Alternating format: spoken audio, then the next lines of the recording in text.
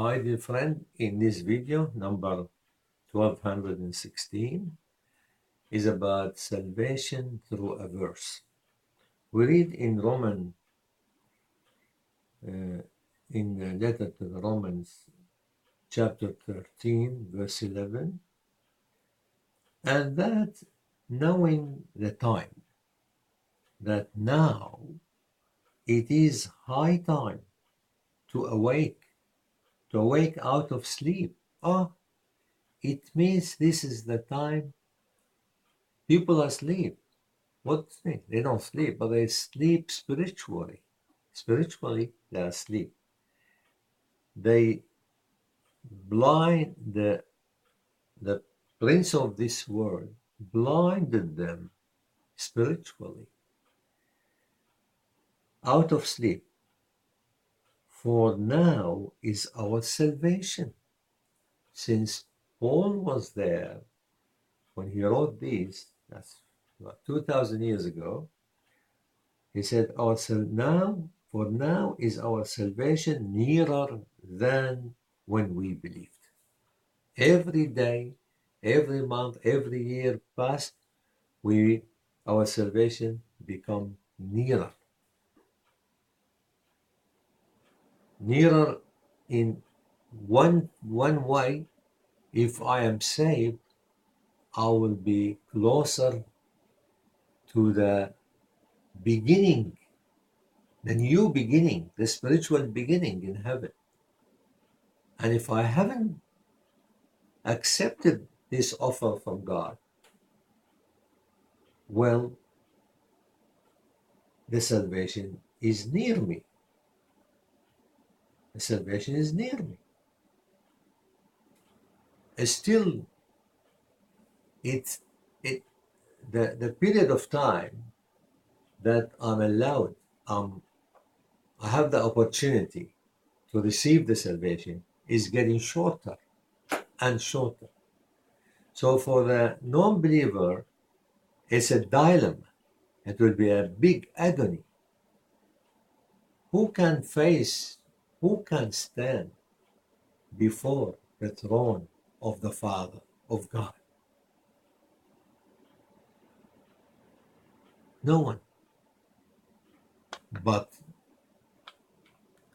if I accept Jesus Christ, I'm okay. I'm okay. We also read in 2 Corinthians 6:2. 2 Corinthians chapter 6 verse 2. For he saith, I have heard thee in a time accepted.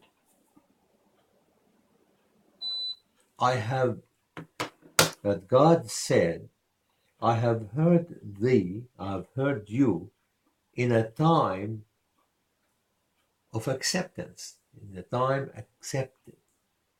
There is time where we can have the acceptance of God to receive salvation, which is now.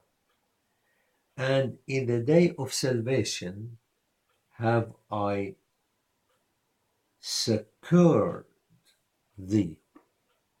In the day of salvation, I called you. In the day of salvation, I called you. He's calling. Imagine, at the end of Revelation, Jesus said, I am standing at the door knocking. Whoever open, I will enter and have fellowship with him. That means accepting him, and he will be saved. Behold, look at the language. Behold, now is the accepted time. Now, behold, now is the day of salvation. Is there any clearer word than this? Now. Behold, now is the accepted time. Behold, now is the day of salvation. And then we read a little bit sad here in Hebrew. It's a sad one for the non-believer, but it's a pleasure for the believer. In chapter 2, verse 3, we read, for if the word spoken by angels was steadfast. Which word spoken by angel? Easy. When Moses went up to the Mount of Sinai and he brought the Ten Commandments,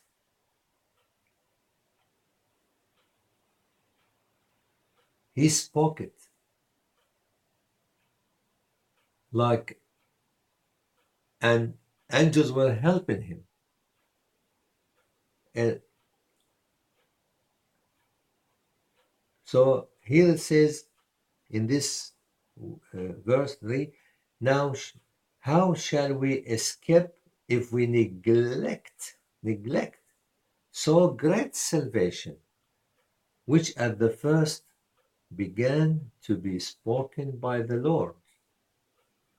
Spoken by the Lord. In verse 2 it says, 4, let's do 2. For if the word spoken by angels was steadfast, and every transgression and disobedience received a just recompense of reward. When Moses brought the Ten Commandments, which does not save at all,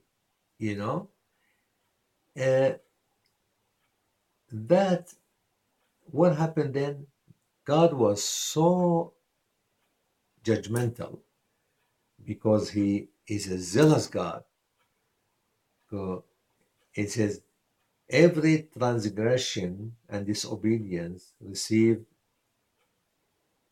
a bad report, recompense like reward, punishment.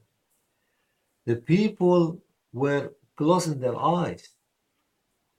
They said to Moses, we can't stand. And if anyone touched the mountain, he would die straight away, even an animal. They said, talk to us. We can't listen to God. It's too much for us, But that was when the commandments brought down by Moses.